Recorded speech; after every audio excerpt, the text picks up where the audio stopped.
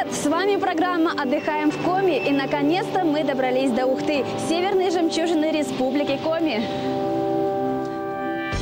Ухта. Этот город по праву можно называть колыбелью российской нефтедобычи с более чем 400-летней историей. Самая первая нефть с берегов Ухты была привезена в Москву аж в 1597 году. О земляном или ческом масле упоминается в 15 веке в Двинской летописи. Много чего интересного можно еще узнать и увидеть в современном визит-центре Ухтинского района, куда мы и заглянем в первую очередь. Здравствуйте, добрый день. Добро пожаловать в визит-центр Ухтинского района. Как визит-центр, в первую очередь же готовы предложить нашим посетителям информацию по Ухтинскому району, как историческую, краеведческую, так и понятно, что информацию по тем продуктам, которые может Ухта порадовать. А чем может порадовать Ухта? Конечно же, полезными ископаемыми и черным золотом. Для тех, кто никогда не общался с настоящей нефтью, не может по тем или иным причинам посетить наши знаменитые, уникально открытые выходы нефти, мы всегда готовы там познакомить вот в таком вот виде, чтобы можно подержать в руках, понюхать. Ах, как прелесть. Да, сувениры с настоящей нефтью – это хорошо. Но что нам мешает посмотреть открытое месторождение своими глазами? Это ж надо, сама пробивается из-под земли. Ну, в этом, собственно, и состоит уникальность ухтинской нефти. И тут же рядом настоящий рай для геологов. Если хотите найти раковину моллюска, жившего более 400 миллионов лет назад, то добро пожаловать на уникальные скальные выходы. Видите? Это раковина аммонита. Вот она. Это вам не просто камешки, а настоящая находка для геологов. Едем дальше. Всегда радушно принимает гостей база отдыха «Полянка». Название оправдывает себя. Здесь все в стиле кантри. Домики, бани. А знаменито место тем, что рядом находится источник минеральной воды. Да не простой, а с привкусом нефти. Шутка. Редкий состав воды сравнивают с минеральной водой курорта Трусковец. Пожалуй, я наберу себе водички в термос. Правда, придется выпить ее быстро, потому что полезные свойства исчезают в течение часа. Живописные места поражают своей красотой. А знаете, где лучшее место для фотосессии в Ухтинском районе? Думаю, многие даже не слышали о Сидюском рифе. Это место прекрасно в любое время года. Трудно себе представить, но несколько миллионов лет назад здесь плескалось теплое тропическое море, а в нем кипела бурная жизнь. Говорят, если прислушаться, можно даже услышать отзвуки шума волн. И это еще не все. Тут же рядом с геологическим памятником расположился столб выветривания. Будто ты случайно на плато Мань-Пупуньор оказался. Естественно, с ним тоже связаны разные поверья.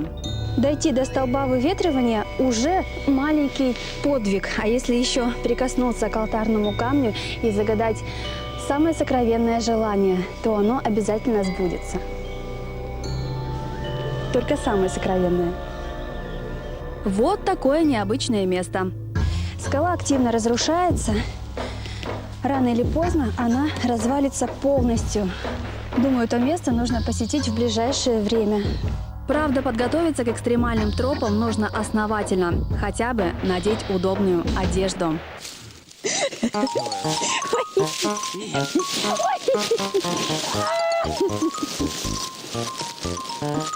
Наконец-то добрались до Сидюских скал. Приключения продолжаются. 300-метровая туристическая тропа удивляет своими карстовыми пещерами. А видите, вон тот карьер, вид на который открывается с самой высокой точки Сидюских скал. Так вот, это и есть та самая знаменитая Сидюская пещера, самая крупная на Южном Тимане. Правда, в 50-м ее взорвали для добычи известняка. Эх, жалко. Если хочется получить порцию адреналина, то можно испытать характер на спуске по отвесной скале, естественно, на страховке и в альп-снаряжении, или погрузиться в глубокую пещеру под названием «Купол». Снова лезем в пещеру. В этот раз мы вниз спускаемся. Там мы поднимались вверх, теперь будем спускаться вниз.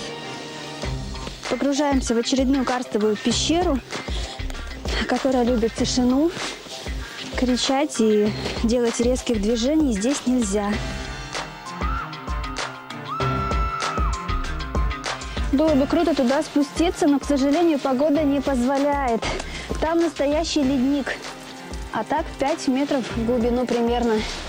Летом самое время, а мы, пожалуй, рисковать не будем. Да и время возвращаться в город, к объекту, который мы никак не могли пропустить. Самый большой в мире памятник Владимиру Ильичу Ленину находится здесь, в Ухте. Высота 2D-конструкции 33 метра. Пойдем на голову Ленина. Эту фразу знает каждый ухтинец. Смотровая площадка у памятника – традиционное место для свиданий, отдыха ухтенцев. Каждая свадьба посещает это место. Вот он, самый потрясающий вид на Ухту с высоты птичьего полета. Красиво. С этой точки можно увидеть место прародителя Ухты варваринского промысла и точку высадки первой советской экспедиции, с времени прибытия которой и берет отсчет история Ухты как промышленного нефтедобывающего центра. К сожалению, мы не успели посмотреть все достопримечательности города. А это множество музеев, памятников, среди которых единственный в республике памятник Пушкину. Думаю, это повод вернуться. А вам, друзья, приехать в этот замечательный город. Путешествия заканчиваются. Правда, жаль, что так быстро. Я надеюсь, что Ухта вам открылась немножечко с другой стороны. Да, отдыхаем в Коми.